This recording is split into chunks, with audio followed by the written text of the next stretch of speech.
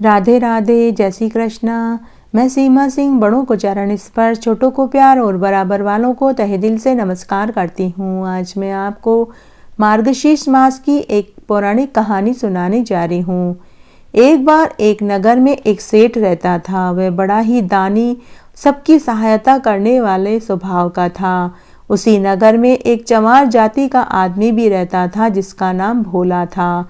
एक बार की बात है, उस अमीर सेठ ने एक किसान को खाद और बीज के लिए 1000 रुपये उधार दिए थे और उस किसान ने कहा कि जब मेरे फसल हो जाएगी तो मैं आपको ये 1000 रुपये ब्याज सहित लौटा दूंगा। बहुत समय बीतने के बाद भी उस किसान ने उस सेठ को 1000 रुपये उधार के वापस नहीं दिए। जब मार्गशीर्ष मास का महीना आया तो वह अमीर सेठ गंगा स्नान करने के लिए गया। वहां उसने गंगा जी में स्नान किया और 5 पंडितों से पूजा, हवन और यज्ञ भी करवाया। उन्हीं के गांव का चमार जाति का वह युवक जिसका नाम भोला था, वह भी गंगा स्नान करने के लिए पहुंच गया। जब भोले ने अपने ही गांव के अमीर सेठ को गंगा नदी के किनारे पूजा पाठ करते हुए देखा तो वह मनी मन सोचने लगा कि ये अमीर सेठ किस प्रकार की पूजा कर रहा है। मैं भी वैसे ही पूजा करूं ताकि मैं भी अमीर बन जाऊं। ये अमीर लोग लोगों के पैसे हड़प कर अमीर हो जाते हैं और बाद में अपना पाप धोने के लिए यहाँ गंगा जी में आते हैं। वह भोला वहीं बैठकर अमीर सेठ की पूजा होते हुए देखने लगा। जब सेठ ने पूजा पूरी कर ली तो उसने पंडित से कहा कि पंडित जी, मैंने एक किसान को 1000 रुपये उधार दिए थे। मैं उन 1000 रुपये की गंगा जी में तिलांजलि देना चाहता हूँ। तब पंडित ने सेठ जी से संकल्प भरवाकर गंगा जी में 1000 रुपये की तिलांजलि दे दी।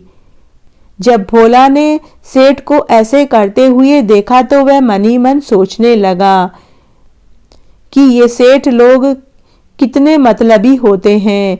इसने एक कौड़ी भी पैसे खर्च नहीं करे और 1000 रुपये की गंगा जी में तिलांजलि दे दी। थोड़ी देर बाद वह भोला भी उसी पंडित के पास गया और बोला कि पंडित जी, मैंने अपने एक दोस्त से 100 रुपये उधार लिए थे। मैं भी उन 100 रुपयों की गंगा जी में तिलांजलि देना चाहता हूँ। पंडित जी उस भोले की बात को समझ नहीं पाए, परंतु फिर भी पंडित जी ने 100 रुपये का संकल्प भरवाकर भोला से गंगा जी में 100 रुपये की तिलांजलि दिलवा दी। तब समय बीतने लगा। पूरी उम्र पार करके सेठ और उस चमार जाति के युवक की मृत्यु हो गई। दोनों का देवलोक गमन हो गया। दोनों ही एक साथ धर्मराज जी की चौखट पर पहुंचे। तब धर्मराज जी ने चित्रगुप्त जी से कहा कि इन दोनों व्यक्तियों के कर्मों का लेखा जोखा पढ़कर सुनाइए। तब चित्रगुप्त जी ने कहा कि हे धर्मराज जी, इस सेठ को स्वर्ग का वास दीजिए। इस सेठ ने 1000 रुपये एक किसान को उधार दिए थे। इसने उन 1000 रुपये की हरिद्वार में जाकर गंगा मैया को तिलांजलि दे दी थी, लेकिन इस चमार जाति के युवक को नरक का वास दीजिए क्योंकि इसने उधार लिए हुए पैसे की गंगा मैया में तिलांजलि दी है। तो हे भगवान, जैसा सुख आपने उस सेठ को दिया वैसा सबको देना।